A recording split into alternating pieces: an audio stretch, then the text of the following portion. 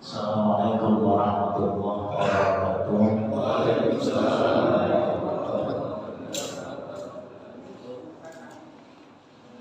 Bismillah, alhamdulillah. Alladzi faddalana ala katsirin min ibadihi al-mu'minin. Asyhadu an la ilaha illallah wahdahu la syarika lah. Wa asyhadu anna sayyidana wa nabiyyana Muhammadan abduhu wa rasuluh. Allahumma salli ala sayyidina Muhammad wa ala ali sayyidina Muhammad. Assalamualaikum ya Rasulullah. Assalamualaikum ya Habibullah. Assalamualaikum ya Aminallah. Syukur pada Allah Subhanahu wa Ta'ala, kita bisa ketemu lagi, bisa berjumpa lagi setelah Ramadan dan Syawal telah sama-sama kita lalui, dan pertemuan kali ini perdana usai Ramadan, tentu dengan harapan ampunan, rahmat dan keberkahan rezeki dari Allah Subhanahu wa Ta'ala. Salawat dan salam selalu terlimpah dan tercurah pada junjungan kita Nabi besar Muhammad sallallahu alaihi wasallam, juga kepada keluarganya, juga kepada sahabat-sahabatnya. Mudah-mudahan kita sebagai pengikutnya, sebagai pecintanya, selamat dunia dan akhirat. Bapak Ibu yang dirahmati Allah Subhanahu wa Ta'ala, sekarang tanggal berapa Hijriah ya? Kira-kira sekarang tanggal berapa Hijriah?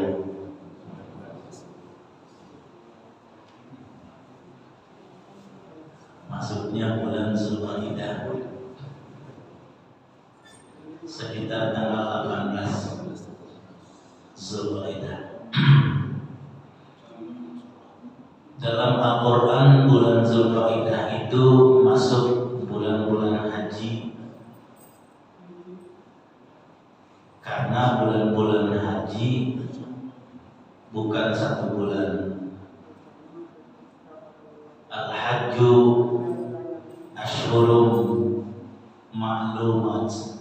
Haji itu ashhur, haji itu beberapa bulan. Quran tidak menyebut bulannya, tapi hadislah yang menyebutnya. Beberapa bulan itu adalah bulan Syawal, bulan Zulqa'dah, bulan Zulhijjah. Jadi Syawal, Zulqa'dah, Zulhijjah adalah bulan-bulan haji. Kenapa harus beberapa bulan? Kenapa harus 3 bulan? Karena persiapan yang panjang, karena seluruh penjuru dunia dan setiap negara berkunjung, berziarah ke tanah suci Mekah, dan itu membutuhkan persiapan perencanaan yang matang lantaran koordinasi dengan negara-negara di dunia. Penentuan kuota saja membutuhkan jangka waktu yang sangat panjang, dan kita tahun ini kuotanya 50% dari biasa.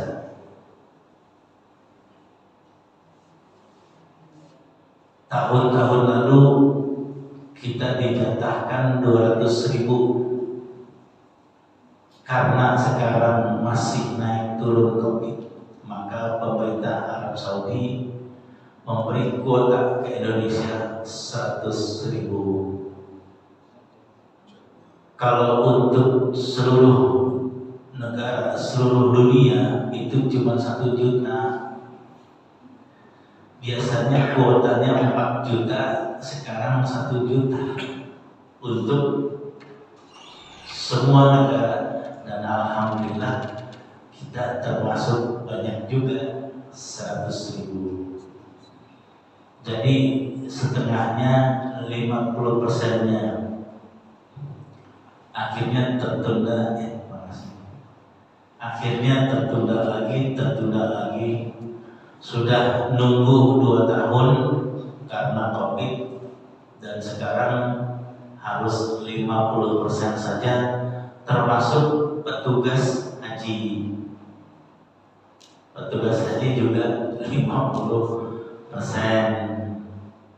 Seyogianya tahun ini saya ngawal jamaah haji, tapi karena 50% jadi tertunda tahun depan.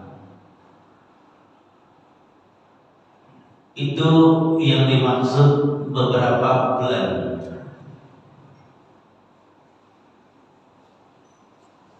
Sampai-sampai kita saja sudah COVID, waiting list lagi.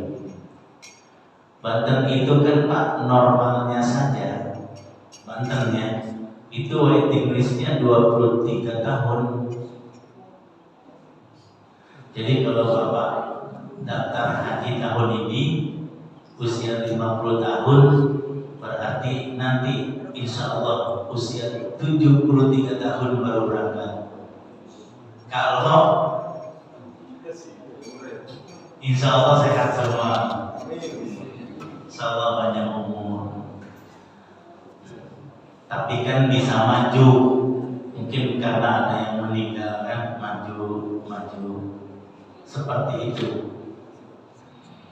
Bapak Ibu yang dirahmati Allah Subhanahu wa Ta'ala, perintah haji itu Allah yang nyuruh, dan ayatnya banyak. Kalau dalam Al-Quran perintah sholat tidak disertakan teknisnya. Sholat tidak, perintah sholat Allah hanya aqimis sholat wa yuqimunas sholat, sudah. Enggak disertakan dengan kaifiatnya, tata caranya. Ada berapa rukun sholat, ada berapa syarat sah sholat,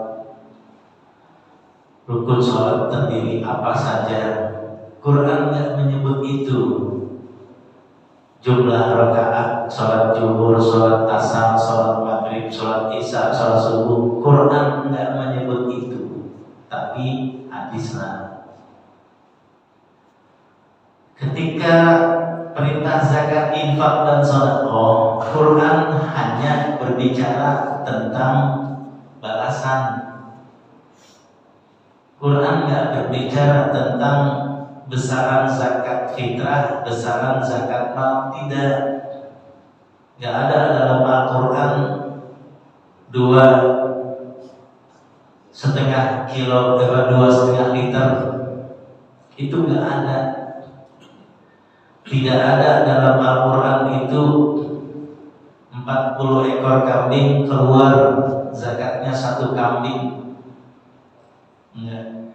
5 ekor sapi keluar 1 kambing, 25 ekor sapi kerbau keluar 1 sapi atau kerbau, tidak. Itu semua di hadis. Quran hanya bicara balasan orang yang berinfak, balasan orang yang bersedekah, balasan orang yang zakat. Kamasali habatin ambatat sab'a sanabila fi kulli subulatin min atu habba. Dikali 7 kali 100. Belum wallahu yudha'ifu liman yasha. Allah tambah dan Allah lipatkan. Tapi ketika masuk perintah puasa itu lengkap dengan teknisnya. Ayyaman ma'dudat faman kana minkum maridan aw ala safarin fa iddatun min ayyamin ukhra. Jika kamu sakit atau musafir bisa diganti di lain hari. Wa 'alal ladzina yutiqunahu fidyatun ta'amu miskin. Kamu gak sanggup maka boleh dengan membayar fidyah. Uhilla lakum lailatas siyamir rafasu ila nisaikum hunna libasun lakum wa antum libasun lahun. Pada saat puasa tidak boleh rafas. Kalau seandainya melakukan rafas maka terkena kifarat 2 bulan berturut-turut atau 60 fakir miskin. Itu di ayat yang lain, itu di surat yang lain. Ketika masuk perintah haji, detail juga teknisnya ada. Makanya ayat haji panjang Pak, Bu. Disertakan juga dengan penyembelihan hewan kurban. Panjang. Dalam surat Al-Baqarah dari 196, 197, 198 sampai ayat 202. Tambah lagi Al-Baqarah 124, 125, 126 sampai 130. Belum nanti surat Ibrahim, belum nanti surat As-Saffat, belum nanti surat Al-Hajj. Haji lengkap, detail, perintah plus teknis, juknis. Subhanallah, masya Allah. Jadi ada ayat-ayat dalam Al-Quran hanya perintahnya saja, tidak disertakan tata caranya. Ada ayat-ayat Al-Quran, perintah dalam Al-Quran, ada perintahnya, ada kaifiatnya. Nah, karena sekarang bulan Zulqa'dah, bulan haji, maka ayat-ayat perintah haji itu banyak. Di antaranya wa atimul hajj wal umrata lillah. Kerjakanlah, tunaikanlah haji dan umrah karena Allah Ta'ala. Ini ayat fakta, ini ayat nyata. Kenapa? Karena ada orang yang pergi haji bukan karena Allah, tapi kepengen dipanggil Pak Haji atau Bu Haji. Ada juga kepengen dapat gelar haji untuk ditulis di SK atau di name-tag. Sopri, saya pengen pergi haji. Kenapa? Bawahan saya sudah pergi haji. Saya supaya ada gelar haji ini, tambah Haji Sopri. Kalau dipanggil Sopri nggak nengok, Sopri nggak nengok, Sopri nggak nengok, Haji Sopri baru nengok. Ada apa? Ketika ada ayat, pasti ada yang melanggar. Pasti. Contoh kata Allah, janganlah kamu mendekati zina. Itu sepanjang masa itu ayat, tetap aja perzinahan mah ada. Ada. Kata Allah, janganlah ada perbudakan. Makanya kan surat Al-Balad itu Allah turunkan dalam rangka melepaskan perbudakan kan. Wa hadainahun najdain falaqatahamal aqaba. Di hadapanmu ada 2 jalan.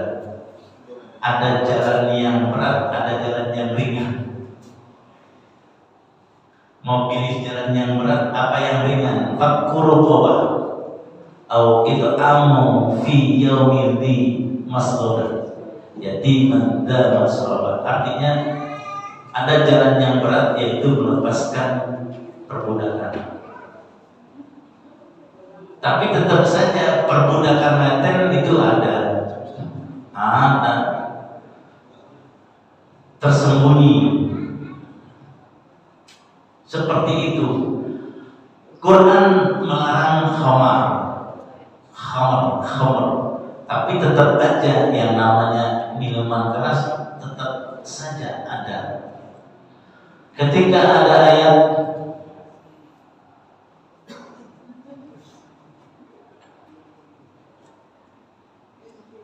wa atimul hajj wal umrata lillah, tunaikan haji dan umrah karena Allah, karena memang ada yang haji dan umrah bukan karena Allah. Ada banyak.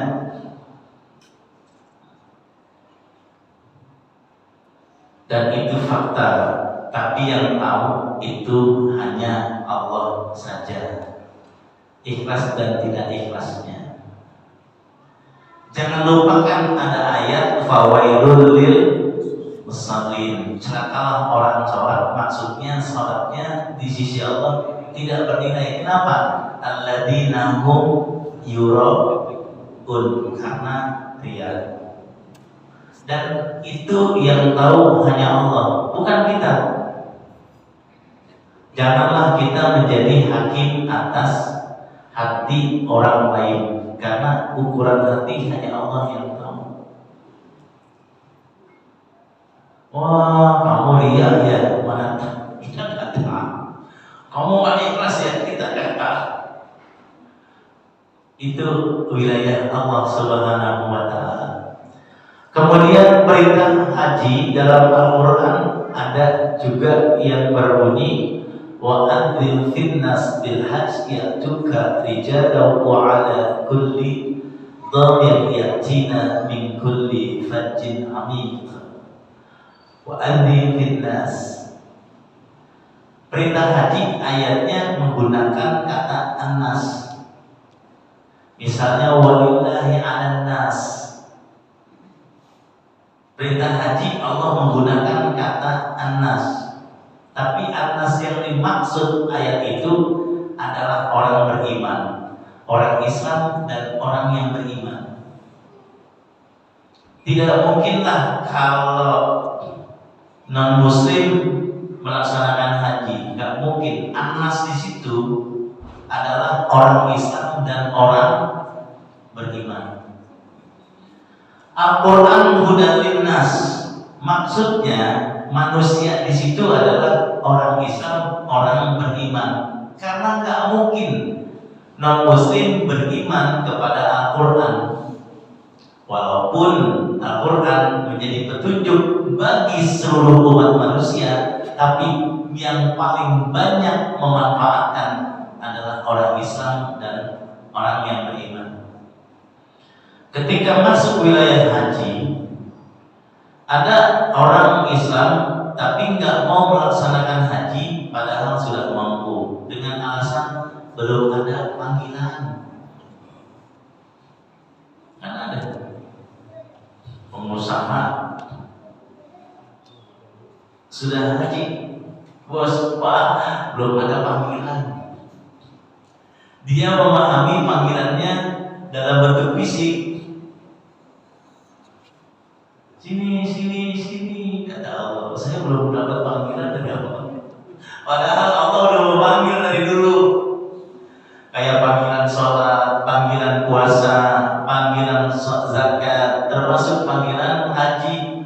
Jadi memahaminya bukan dalam bentuk fisikly. Belum ada panggilan dari Allah. Maksudnya Allah belum manggil-manggil dia. Oh gitu pemahamannya. Banyak Pak. Ada lagi yang berkata belum dapat hidayah, padahal hidayah boleh turun Pak. Ini hidayah. Atau bagaimana ya. Tapi banyak alasan belum dapat hidayah dari Allah. Oh ya udah, hidayah gede dulu.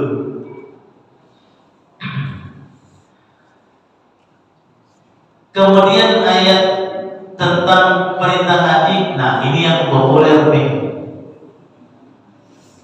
yang sering disampaikan oleh para penceramah. Walillahi 'alan nasi hajjul baiti man istata'a ilaihi sabila.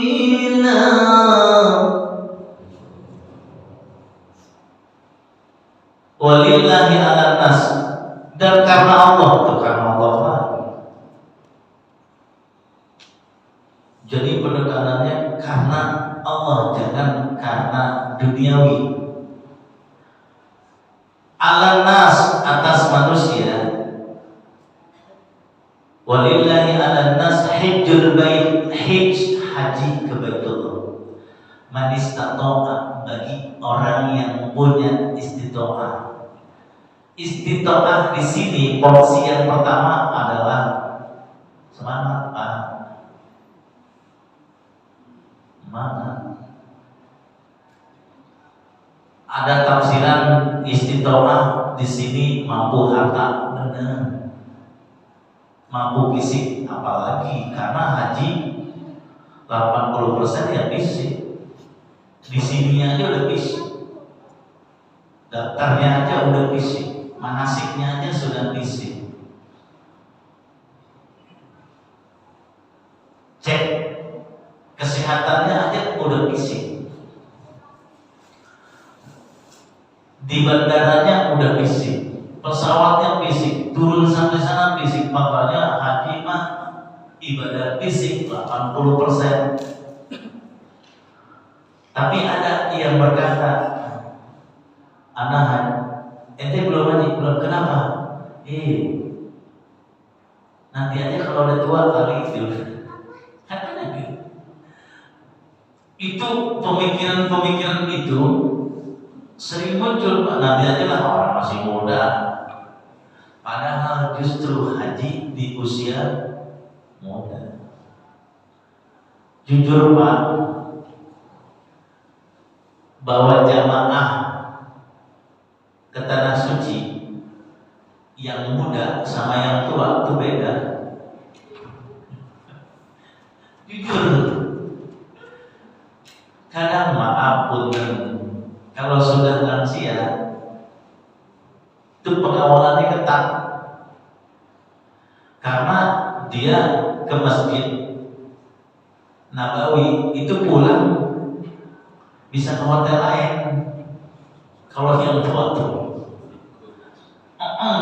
umumnya begitu, makanya pengawalannya ketat. Umumnya kalau jadi pembimbing, maaf, enggak khusyuk, enggak, karena mikirin nyawa. Telepon dulu bapak keluarganya, Waalaikumsalam, itu engkong gimana? Oh ya, tenang aja, enggak khusyuk. Lagi sholat, keluarganya. Ya, pembimbing kan bertanggung jawab, Pak, atas jamaah. Harus, makanya nggak khusyuk. Memang kalau mau khusyuk jangan jadi pembimbing, jadi tokoh.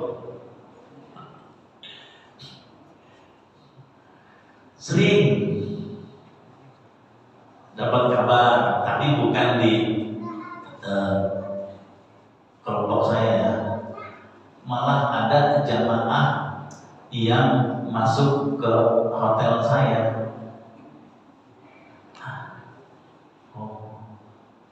Untungnya antara pembimbing tuh udah ada kontak, enak jadinya. Makanya ada grup pembimbing tuh enak. Pas ngeliat name-tag-nya, kemudian shell-nya udah telepon aja. Nah, ada jamaah antum yang belum kembali ke hotel. Oh iya ada di mana nih gitu. Manfaatnya tuh. Kalau yang muda bukan karena nyasar, tapi belanja mulu di hotel belum ada di hotel keliling. Yang muda kan susah diatur Pak. Dia kepegangnya kesini ya sudah, nggak bisa maksa juga. Saya pengen kesini ya sudah, begitu. Makanya paling enak haji di usia muda atau umroh. Untungnya ada umroh. Kalau cuma haji doang repot. Di Indonesia tuh repot. Harus nunggu di Banten 23 tahun. Kalau di Jakarta udah sampai 26 tahun.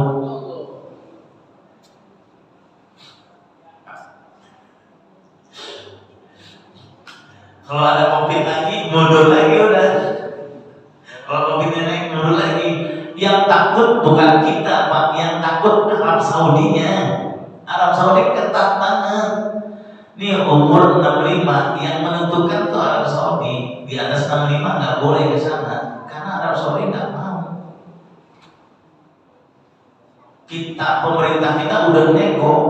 Kenapa? Karena waiting list kelamaan. Dan banyak jamaah yang komplain, Pak, kapan saya berangkat, udah bulan balik, Pak, kita nego, tetap aja dia maunya 65, nggak mau ke atas. Ya sudah, orang yang punya kewenangan di sana sih, coba seperti itu. Ini untungnya ada umroh. Niat semangat untuk haji berangkat itu kuat, meninggal sampai itu. Karena yang Allah lihat adalah hatimu. La yanallahu luhumuha wala dima'uha walakin yanaluhu taqwa minkum. Allah enggak melihat fisikmu, yang Allah lihat hatimu. Yang punya koneksi itu adalah hati. Dan ukuran hati itu hanya Allah yang tahu. Kita semangat untuk haji, ternyata ada COVID, tertunda, meninggal, udah sampai itu. Jadi nggak perlu khawatir kalau punya saudara, punya kakek, punya nenek yang sudah terdaftar sebagai jemaah haji, kemudian dalam waiting listnya kembali ke rahmatullah, itu sudah haji. Dalam wilayah hakikat, bukan dalam syariat. Kalau syariat kan butuh fisik, tapi hakikat tidak, ukurannya hati. Makanya ada syariat, ada hakikat.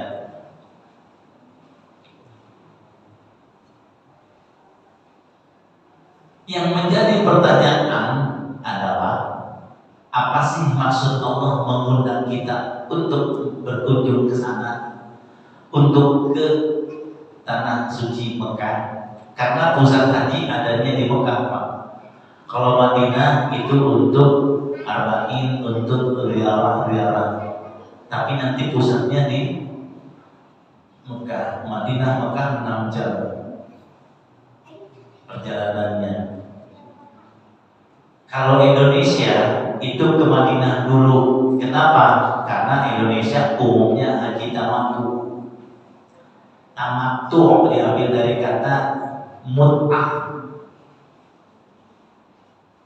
bukan haji mut'ah. Mut'ah tamattu sama, bersenang-senang. Makanya haji tamattu kena dam. Kenapa? Lantaran dia sudah melepaskan pakaian ihram. Ada tamattu, ada ifrad, ada qiran. Tamattu umroh dulu baru haji. Kalau ifrad haji dulu baru umroh.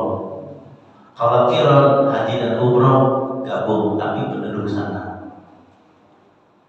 Umumnya yang ifrad itu yang jamaah haji plus, datangnya belakangan, dia datangnya belakangan dia.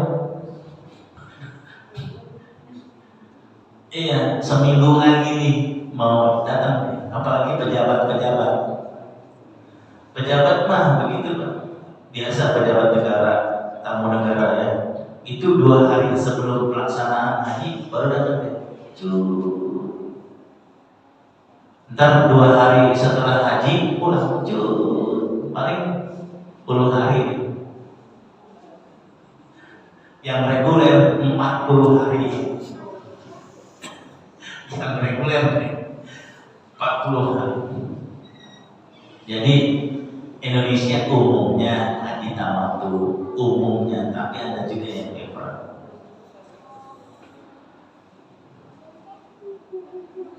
Apa maksud Allah dalam Al-Quran kita diundang ke sana? Ayatnya ada pada surat yang tadi, surat Ali Imran ayat 96-97. Walillahi 'alan nasi hajjul baiti man istata'a ilaihi sabila.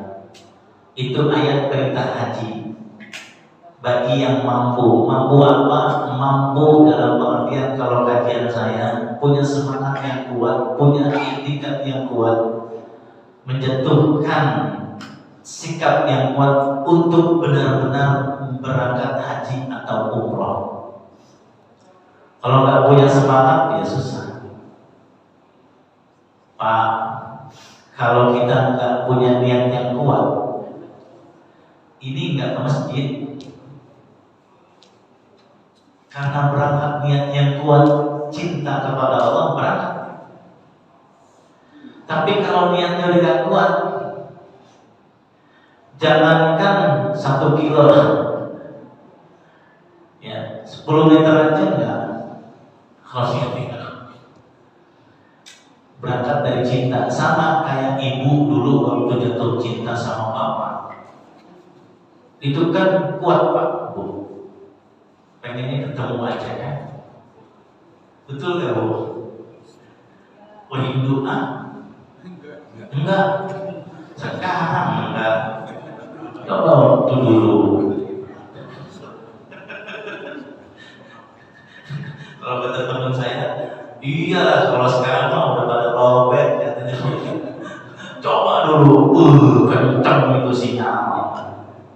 Sama bapak juga kan waktu masih bujangan, di balik gunung dikejar orang, nyampe tuh, walaupun tuh calon istri tinggal di gunung nyampe, nggak peduli hujan, nggak peduli panas. Itu kalau niat yang kuat karena berangkat dari rasa cinta itu. Sama ketika kita cinta kepada Allah dan Rasul yang nyampe.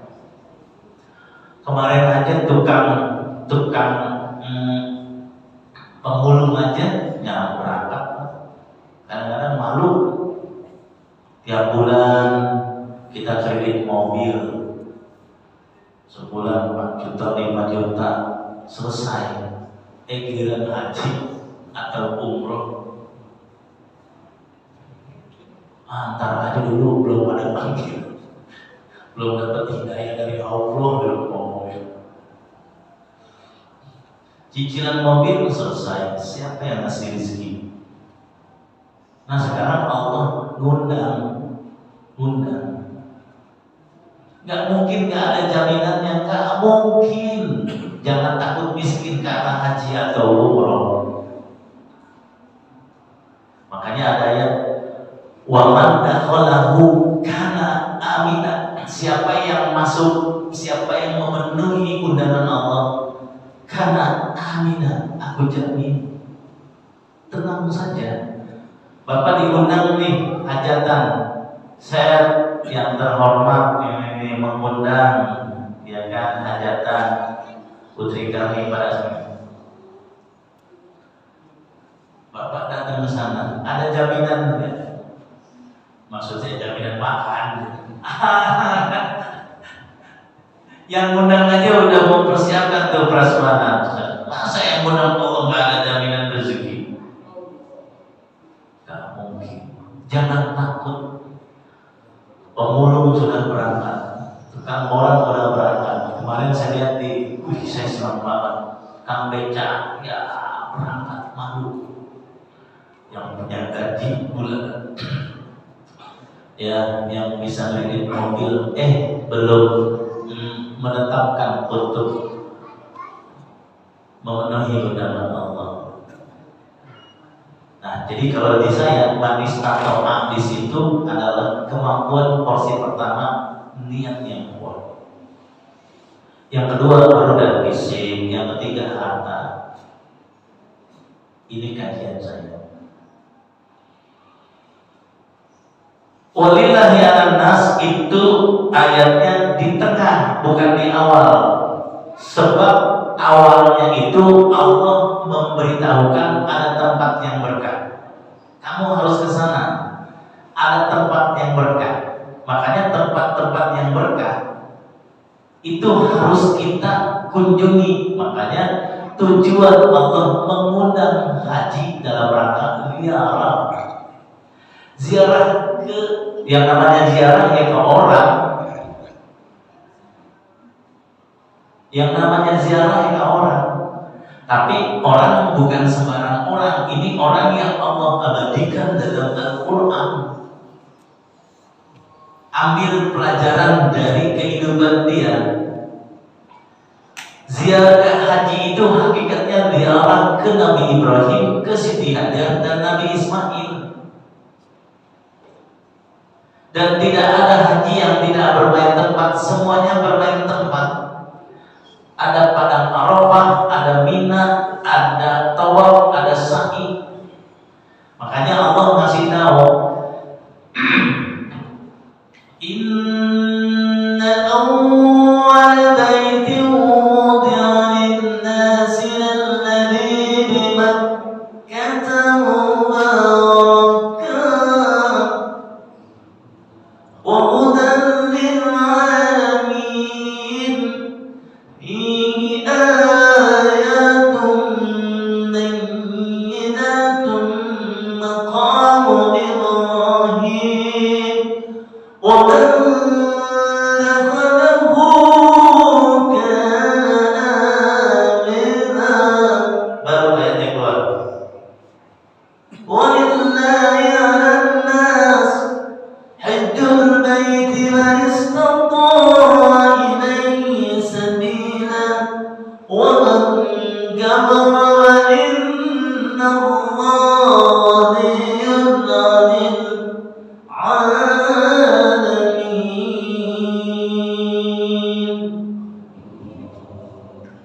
Kata Allah, ada tempat yang berkah, Makkah mubarakah. Yang kedua, ada makam Ibrahim, telapak kaki, sejarah peninggalan Nabi Ibrahim. Peninggalan Nabi Ibrahim itu telapak kaki. Pada ayat itu ada dua tempat yang Allah berkahi. Kenapa tempat itu menjadi tempat berkah? Karena nampak tilas Nabi Ibrahim. Makanya apapun benda, tempat yang disentuh oleh para nabi dan rasul itu menjadi berkah. Kalau dalam Al-Quran konsepnya konsep tabarruk, mengambil berkah. Jadi jangan bentar-bentar sirik, bentar-bentar sirik, bentar-bentar sirik. Lihat dulu sejarahnya. Benda itu ada sejarah dengan siapa? Kalau kita kan kata syirik itu selalu dihubungkan dengan benda, dengan berhala, dengan patung, ya betul. Tetapi itu dalam makna kecilnya. Kalau udah mendengar kata syirik pasti patung, mendengar kata syirik pasti berhala, mendengar kata syirik tempat-tempat yang dikeramatkan. Silahkan saja. Tapi kadang nggak sadar kita sendiri sesungguhnya punya tabiat kesyirikan. Jangan lupa, kan yang namanya syirik selain Allah ada Tuhan lagi. Kalau bahasa kita menduakan Allah, mentigakan Allah. Selain Allah ada ada Tuhan-Tuhan yang lain. Padahal Tuhan-Tuhan yang lain itu adalah diri kita sendiri.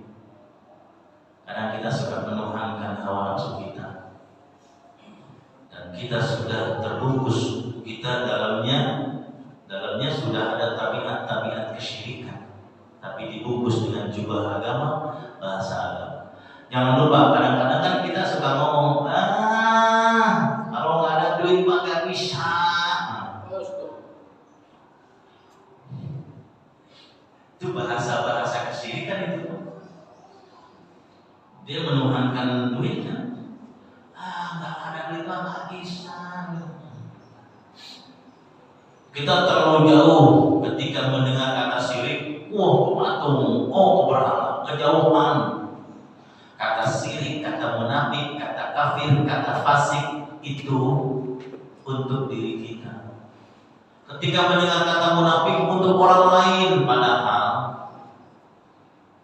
tidak tertutup kemungkinan diri kita ada tabiat-tabiat kemunafikan. Cuman level-level ini untuk orang lain. Ketika nih Pak, Bu, kan dalam Al-Quran ada wala takunu minal musyrikin, janganlah surat Ar-Rum sekitar ayat 31-30. Wala takunu minal musyrikin, janganlah kamu menjadi orang-orang yang musyrik.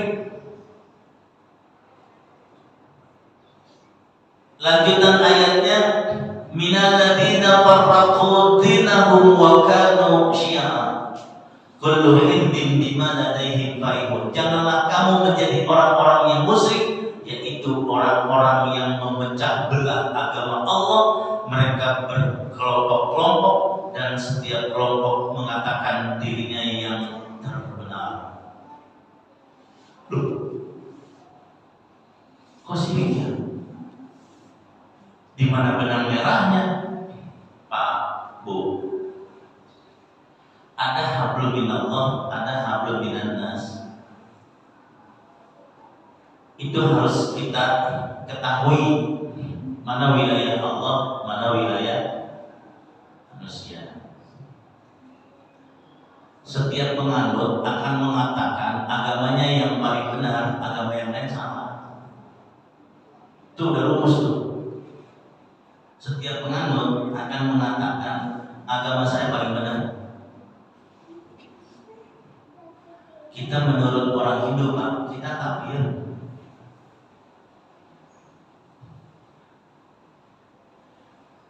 Kita menurut orang Kristen, kita kafir. Kata orang Hindu, Buddha kafir. Kata orang Buddha, Konghucu kafir. Begitu sih. Kenapa? Karena likadayyan nas likulli ummatin amalahum. Kata Allah, setiap kelompok akan mengatakan dia yang paling benar, dan itu ayat fakta. Nah sekarang antar agama saling menghakimi, saling mengkafirkan.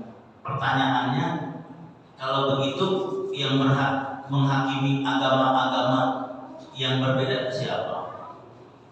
Kalau Quran mau udah jelas. Persoalan agama, persoalan akidah, kata Allah, aku yang jadi hakim, bukan kamu. Makanya Quran lakum dinukum waliyadin. Makanya persoalan akidah mah privasi dia dengan Tuhannya. Jangan kita intervensi. Tambah lagi dalam surat Al-Hajj, innal ladzina amanu wal ladzina hadu was-sabiin wan nasara wal ladzina wal majusa wal ladzina asyraku innallaha yafsilu bainahum yaumal qiyamah innallaha ala kulli syai'in syahid. Sesungguhnya orang-orang mukmin, orang-orang Yahudi, orang-orang Nasrani, orang-orang Sabiin, orang-orang Majusi, orang-orang musyrik, akulah yang akan memutuskan di antara mereka pada hari kiamat. Kenapa kita yang menghakimi di dunia? berarti kita telah mengambil tugas Tuhan, dan berarti kita telah menjadi Tuhan. Kata Namrud, Ibrahim nggak sama ideologinya dengan Namrud, akidahnya dengan Namrud. Kata Namrud bakar. Kata Fir'aun, Musa nggak sama, bunuh. Nah, yang dimaksud Quran, Fir'aun dan Namrud telah menjadi Tuhan itu karena mengambil alih kewenangan Tuhan dengan menghakimi akidah Nabi Musa dan Nabi Ibrahim lantaran tidak sama dengan akidah Namrud dan Fir'aun. Nah, apakah kita akan mewarisi seperti itu? Hanya mazhabmu, mazhabku. Jangan kita menghakimi mazhab orang yang tidak sama dengan mazhab kita. Berarti kita telah jadi Tuhan. Ketika kita menghakimi akidah orang, ya itulah, janganlah kamu musyrik, yaitu memecah belah agama, kemudian berkelompok-kelompok dan setiap kelompok mengatakan dirinya yang terbaik. Jangan ada justifikasi sesat kepada mazhab yang berbeda. Biarkan nanti Allah yang menghakimi. Kecuali hablum minan nas, manusia bisa jadi hakim atas manusia yang lain karena pidana dan perdatanya. Ketika ada manusia membunuh, manusia bisa menjadi hakim. Hukuman mati, kayak Arab Saudi gitu. Hukuman mati. Kenapa? Karena membunuh. Banyak pak, banyak. Biasanya hari Jumat itu di Masjid Qisas di Jeddah, dekat Pasar Kornes, Pasar Barat. Kalau habis Jumat, kalau bapak ke Masjid Qisas, udah itu. Pernah sekali melihat udah satu, kayaknya enak aja gitu. Algojonya kok udah biasa kali ya. Mah itu pedangnya. Baris, cuma gitu doang. Jus.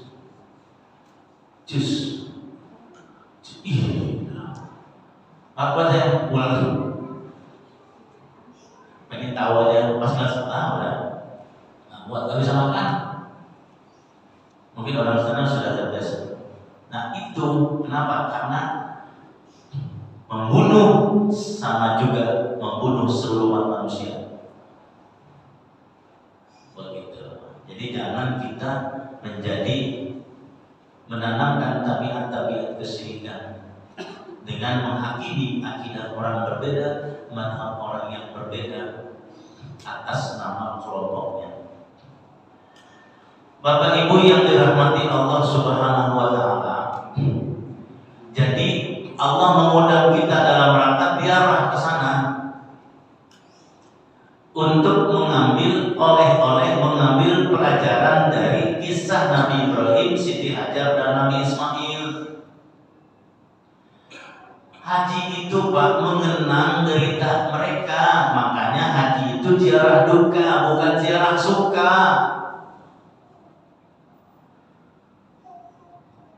Laisa 'alaikum junahun an tabtagu fadlan min rabbikum fa idza afattum min Arafah. Nah, dalam ayat lain ada namanya padang Arafah yang Allah berkahi. Fadlullah indal masyaril haram, ada juga namanya masyaril haram yang Allah berkati. Ada juga nanti yang namanya Mina, ada juga yang namanya Safa Marwah. Inna Safa wal Marwata min sya'airillah. Faman hajjal baita awi tamar, apabila kamu haji atau umroh. Tuh, untung ada umroh.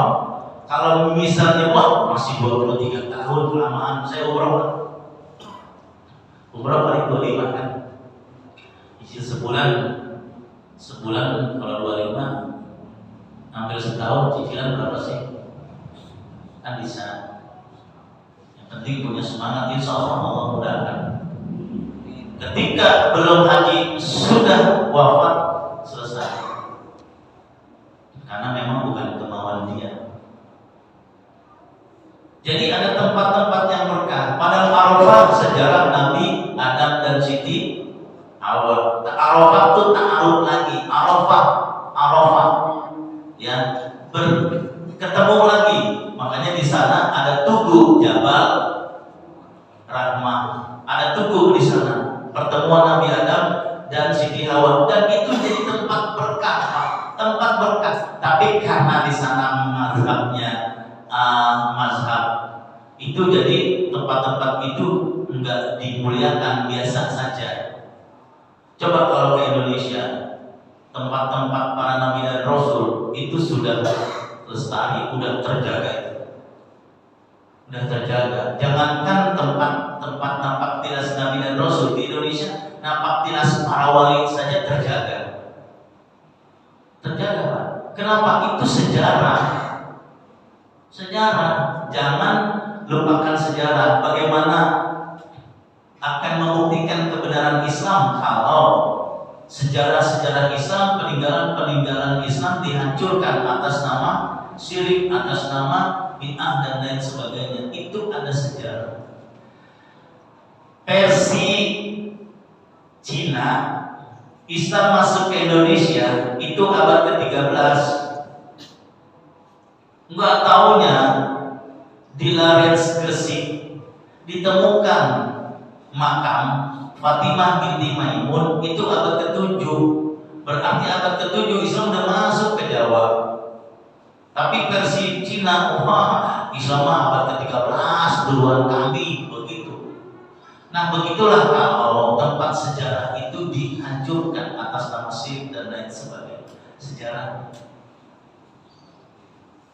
Nah, Padang Arafah itu tempat berkah. Ada tugu Jabal Rahmah. Saya kadang-kadang nggak masuk akal. Saya tanya, dalam rangka apa ke tanah suci Mekah? Pertama sih karena Allah, yang kedua karena jodoh. Karena jodoh. Ya saya nanti di Jabal Rahmah pengen doa. Kenapa? Pengen punya jodoh lagi. Nanti yang ini kemana? Iya, ini saya udah meninggal, Pak. Oh, udah meninggal. Kalau yang sudah wafat, nggak apa-apa naiknya. Tapi kalau yang ibu jaga, Bu, Bapak naik ke atas, doanya kerasin, jangan diem aja itu. Khawatir nanti doa di sana bisik-bisik. Ingin jodoh lagi, itu bisa makul loh, hati-hati. Tempat berkah itu, hati-hati tuh. Nah, dari Padang Arafah menuju Mina, mabit dulu di Musdalifah, ambil kerikil Mina. Di Mina ngapain? Ngelempar jumroh. Sejarah siapa tuh? Jumrohul Ula, Mustafa Aqabah. Itu sejarah Nabi Ismail. Di Mina itu sejarah Nabi Ismail. Singkat cerita, pada saat Nabi Ibrahim membaringkan putranya iblis, setan, kata setan apa? Hei Ibrahim, mana ada Tuhan nyuruh membunuh anak? Ini bohong, bukan dari Tuhan. Udah, jangan disembelih, kan?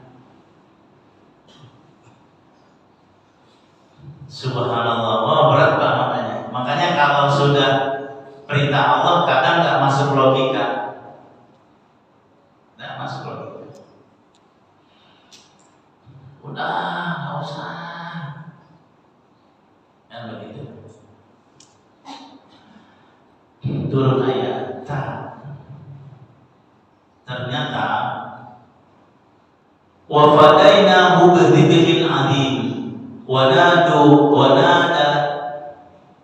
hu ayya Ibrahim qad saddaqta ru'ya inna kadzalika najzil muhsinin inna hadza lahwal bala'ul mubin wa fadainahu bidzibahin adi. Terjadinya akhirnya Allah turunkan ayat, wahai Ibrahim,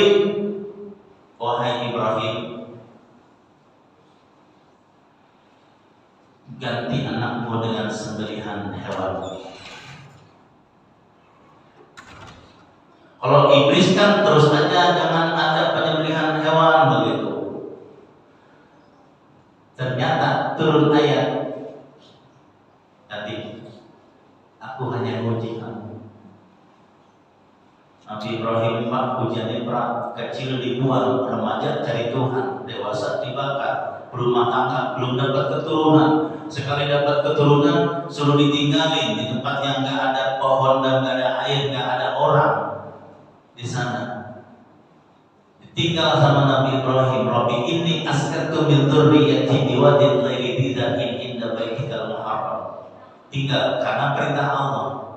Nabi Ibrahim ke Palestina. Falamma balagha ma'hu saya, tatkala Nabi Ismail dewasa, Allah nyuruh bertemu kepada Nabi Ismail, "Hai Ibrahim, temukan anakmu." Tapi udah gede. Ketemu, sekalinya ketemu, Nabi Ibrahim dapat perintah dari Allah dalam mimpi menyembelih. Gimana enggak ini Pak? Kalau ukuran kita berapa? Nggak bisa. Panggil, ya abati, inni ra'aitu ahada asyara, maaf, ya abati, inni arafil manam, ya bunayya, inni arafil manam, anni asbahuka fanzur madza. Ismail sini, ayah melihat dalam mimpi menyembelihmu, bagaimana pendapatmu? Apa jawaban dia? Ya abati, if'al ma tu'mar satajiduni insyaallah minas sabirin. Kerjakan kalau itu memang perintah. Coba kalau anak sekarang Pak, anak ya, nah semalam ayah mimpi menyembelih kamu, pendapatmu apa? Jawabannya apa? Ayah aja duluan. Anak sekarang mah baru pinter-pinter tapi alatnya nggak ada. Nah, pinter tapi alat. Coba gimana nggak berat tuh? Akhirnya pada saat penyembelihan turun ayat, wa fadainahu bidzibahin adzim. Hai Ibrahim tadi. Yang saya bingung, tahu ada kambing. Kambingnya dari mana? Bidzibahin adzim. Itu hewan kibas yang bukan sembarangan. Sama Al-Baqarah, sapi betina. Bukan sembarang sapi betina. Sama dengan Al-Maidah, hidangan bukan sembarang hidangan. Sama dengan kibasnya Nabi Ibrahim, itu wilayah Allah. Tahu-tahu ada Allah berikan, Allah turunkan. Itu nggak sembarang kibas. Nah, digantilah akhirnya disembelih hewan kibas. Satu hewan kibas untuk satu keluarga. Kalau saya melihat Al-Quran dalam wilayah fikih, Pak, saya mah satu orang satu kambing, oh silakan. Saya mah kepengennya patungan aja satu sapi, 7 orang, silakan. Tapi kalau saya melihat sejarahnya, bisa satu kambing untuk satu keluarga. Jadi nggak repot, nggak berat. Allah menjadikan agama bukan sebuah kesulitan. Saya alhamdulillah dapat rezeki, biar satu orang satu kambing aja, silakan. Enggak apa-apa, bagus. Makanya ketika ada kurban atas nama sekolah, atas nama dari kementerian, enggak apa-apa. Karena sejarahnya begitu. Jadi enggak memberatkan. Saya mah satu orang satu sapi, bagus. Sekeluarga ada 5, satu orang satu sapi, bagus. Tapi satu kambing untuk satu keluarga, silakan. Enggak apa-apa. Ya, jadi pelaksanaan ibadah haji tidak terlepas dari penyembelihan menyembelihkan hewan kurban sebagai ziarah mengingat mengenang ada peristiwa agung yaitu Nabi Ismail alaihissalam. Apa oleh haji? Mental Nabi Ibrahim, mental Siti Hajar, dan mental Nabi Ismail menjadi mental kita. Penuh keikhlasan, ketawakalan, dan ketawaduan, dan juga ada pengorbanan. Karena puncak tertinggi agama adalah pengorbanan, pengabdian. Wa ma khalaqtul jinna wal insa illa liya'budun. Tidak aku ciptakan jin dan manusia kecuali untuk mengabdi kepadaku. Buktinya apa? Harus ada pengorbanan. Demikian yang dapat saya sampaikan. Insyaallah kita ketemu bulan yang akan datang, sudah masuk bulan Dzulhijjah. Karena kalau nggak salah Idul Adha tanggal 9 Juli. 9 Juli ya Pak ya? Jadi mari kita sama-sama doakan saudara kita yang sedang melaksanakan haji, khususnya umumnya jamaah haji seluruh dunia, mudah-mudahan mendapatkan kekuatan, kesehatan, kelancaran dari Allah Subhanahu wa taala. Dan manakala wafat, maka wafatnya wafat syahid, matinya mati syahid, dan tidak ada balasan bagi orang haji kecuali adalah surga. Bihaqi Muhammad wa ali Muhammad al-Fatihah. A'udzu billahi minasyaitonir rajim. Bismillahirrahmanirrahim. Alhamdulillahirabbil alamin. Arrahmanir rahim. Maliki yaumiddin. Iyyaka na'budu wa iyyaka nasta'in. Ihdinas siratal mustaqim. Siratal ladzina an'amta 'alaihim ghairil maghdubi 'alaihim waladdallin. Amin. Bismillahirrahmanirrahim. Alhamdulillahirabbil alamin. Hamdan na'imin, hamdan syakirin. حمدا يوافي نعمه ويكافئ مزيده يا ربنا لك الحمد كما ينبغي لجلال وجهك الكريم وعظيم سلطانك. اللهم صل على سيدنا محمد وعلى ال سيدنا محمد. السلام عليك يا رسول الله، السلام عليك يا حجة الله، السلام عليك يا خيرة الله. اللهم حجا مبرورا وسعيا مشكورا وذنبا مغفورا وعملا متقبلا وتجارة لن تبور. ربنا لا تؤاخذنا إن نسينا أو أخطأنا. ربنا ولا تحمل علينا إصرا كما حملته على الذين من قبلنا.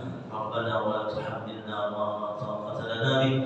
واعف عنا واغفر لنا وارحمنا أنت مولانا وانصرنا على القوم الكافرين. ربنا آتنا في الدنيا حسنة وفي الآخرة حسنة وقنا عذاب النار. صلى الله على سيدنا محمد وعلى آله وصحبه وسلم. سبحان ربك رب العزة عما يصفون. Wassalamu ala mursalin walhamdulillahi rabbil alamin. Terima kasih. Assalamualaikum warahmatullahi